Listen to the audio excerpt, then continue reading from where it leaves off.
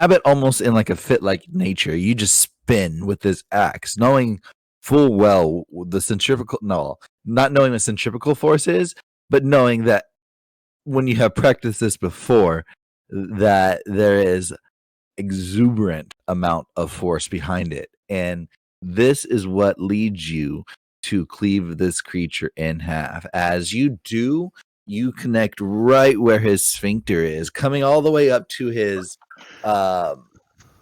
midsection and cleaving him clear in half. Not just where his rib cage is, slightly off centered, but through multiple rib bones all the way up to the collarbone. You see his you see his right side shoulder, stomach, and leg just fall to the side, right? And then his whole other left side of the body just falls back, bub. All right. And then for her bonus action, she's going to look at the ghoul on her and go, fuck off. Okay. Not that I can give it intimidation because it's a robotic voice and she's still T-posing, but yeah. Okay, noted.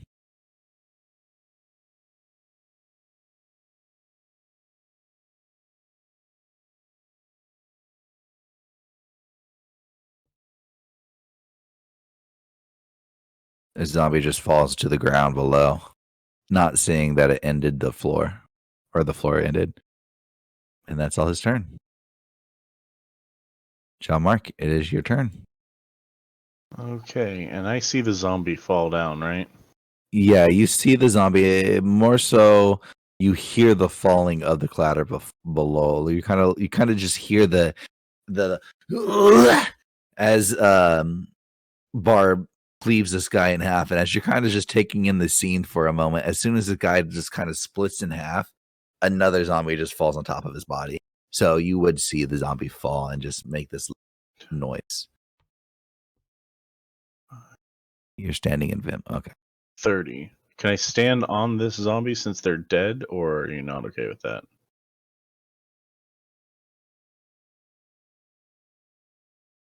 No, that's fine. Okay, because that's 30 feet of movement right there.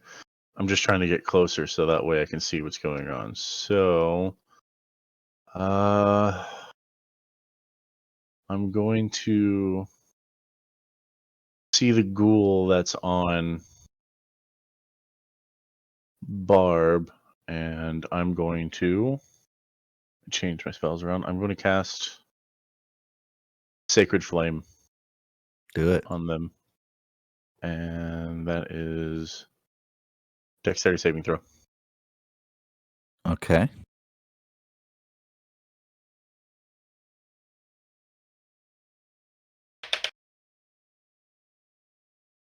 Of Got to beat a 13. Dexterity of 13. He fails. Sweet. So that's a 1d8 radiant damage. Yeet. Fucking yeeted. 3 whole damage. Radiant. Correct. Damage. I gotta pull you down real quick. I'll be right back. Uh-oh. Oh no. You must be talking about the poops they had earlier. Oh, yeah. We brought him down because he's like, yo, I really have to talk to you about this poop I had. Roger, the only one who will understand. Yeah, luckily I hit the wrong button for record at the right time. You know what I mean? At the beginning.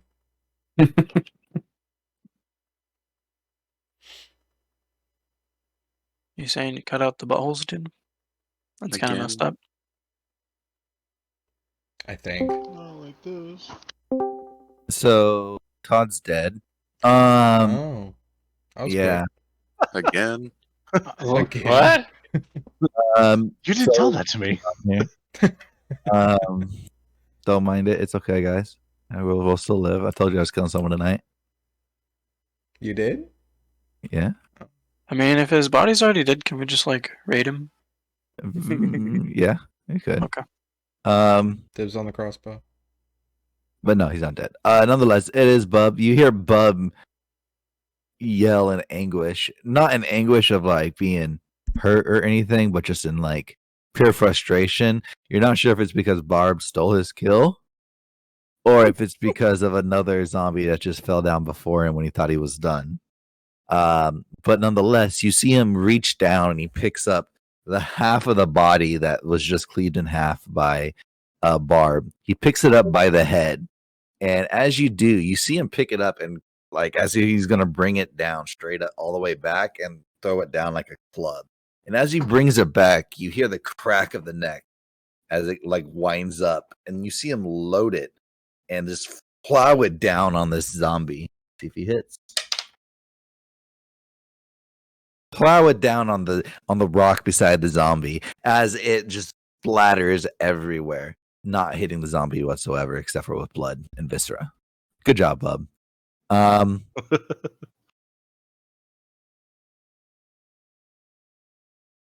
Proud of you. Second.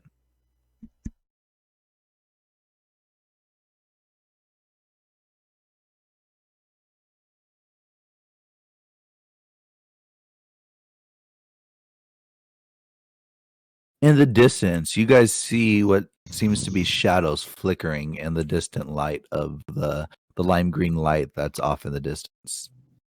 But nothing is in view at the moment. He's Just going kinda in the flickers. distance. Vim, it is your turn. Ah! As I run forward. 5, 10. And confirm I can still swing on the thing that's between Bard's legs. Yes. Yes. The creature that fell down on Barb. Yeah, you can swing on the thing that's on Barb. Correct. Wonderful. Swing for 14 or 13. 13 hit? is a miss. Oh, okay. I'll just keep shouting then. So take another 5-foot step. Okay. End my turn. Nice. You give the guy a nice clean haircut. So close, but just barely missed. Vivek, your turn. You're up here, kind of ahead of the group ever so slightly. The zombie just tried to tangle with you, and you slipped away very easily. What are you doing? Yeah, he's catching the full force. I'm going to swing at him twice, and as a bonus action, I am going to pop my flurry of blows. Use a key point, use a flurry of blows, so I get an additional 2 more unarmed strikes. Okay. Pop. I'm just gonna roll them all, and the first one is my sword, and the other 3 are my fists.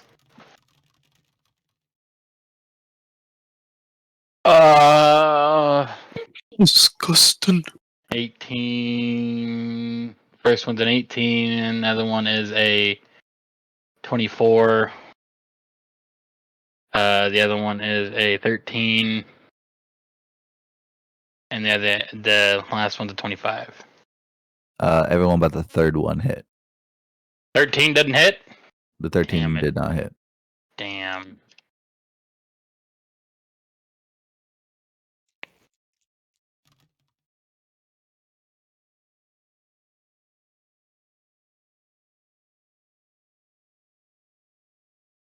Uh, 22 points of damage. That's Fuck you. pretty How do you good. want to do it? He said, "Fuck you." I'm going to run up to him and like slide and like jam my sword into his foot, and then I'm going to pummel him twice in the fucking face. Okay, cool. So you can't really run up to him as you were standing next to him, but more so kind of watching his movement, you kind of feint to the left, and as he kind of just reaches out with his right hand to kind of like swipe at you in a manner, you slide down and do everything you just said to the right, and then fucking slay the fucking fool. As you stand up, you see this creature just fall. Like it's almost like that, like a Japanese samurai showdown. You do it in such a quick motion that he just kind of sits there for a moment, not realizing what happened, and he just falls over as you sit up. Are you doing anything else? I'm a fucking Fortnite emote on him, and then The fuck? nope. I think that I'm just gonna stay right here. Okay. Grimly, your turn. All right. I'm going to go 5, 10, 15, 20, 25, 30. Get right in front of John Mark. And then there's a guy in front of Bub, correct? Yes, he's currently fell down, so he's prone on the ground. Okay. Do I get advantage from a lightning launcher, or is it a straight roll because I'm within 5 feet? Are you going to count that as like the same disadvantage a bow would get? I think you would get, it would work just as a bow would as because of the range value of your lightning launcher. Okay. So if you're within 5 feet, that's unless you have like that close range. I'm not sure I forget how it works in 5e, but yeah. Go ahead and I'm not seeing anything that would specify otherwise. So yeah, I think they would. Perfect. I will roll a straight roll. Okay, well, I'm gonna try and get good in the meantime, but my turn's over. Okay. Hard. Your turn. Oh yeah, he is. Just gonna move up behind Bub here, and then yeah, call it good there. It's my turn. No problem. No problem. Thank you. I'm gonna do something even crazy. Wait, is the one right next to Vivek the one that you slipped? Okay. Hold on. I do apologize. I want to retcon something. Grimly, go ahead and roll another d20. So I believe the rule is here. The prone creature can only move. The prone creature's only movement option is to crawl unless it stands up and thereby ends the condition. The creature has disadvantage on attack rolls. An attack against the creature has advantage if the attacker is within 5 feet of the creature. Oh, so it's okay. So because you're within 5 feet, you get advantage. If you were 5 feet back, you would not. You would get disadvantage. Okay, let's try that again then. All ranged attacks on prone creatures are at disadvantage. All ranged attacks on a prone creature disadvantage. Yes. Where's that at? That's not what I pulled up when I was looking for some stuff. That would be Player's Handbook. I think it's in the 190s. Are you talking about making a melee attack while you're laying prone? So melee attack, you get advantage. It would be like if you shoot a bow or a gun or somebody that is laying prone. To answer your question, Blaze, I'm trying to make a ranged attack on a person who's 5 feet away from me and is also prone. So is that a straight roll, or is that a disadvantage for me?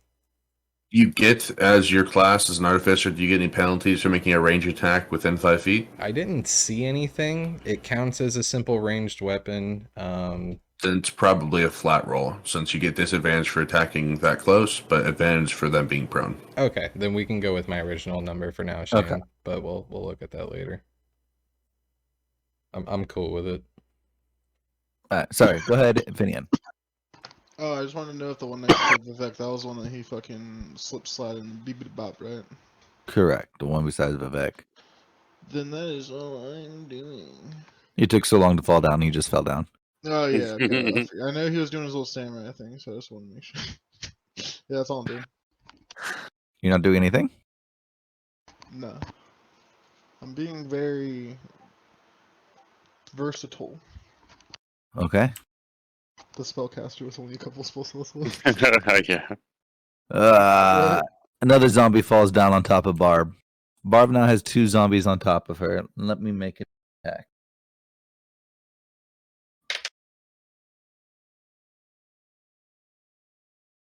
As this one falls down on Barb, it actually makes contact with the other ghoul that's on top of her. And as it does, it kind of just falls to the side. Let me re-grab that character. He is right there. He falls to the side and lands prone on the ground next to Barb behind her. Yoroshi, your turn.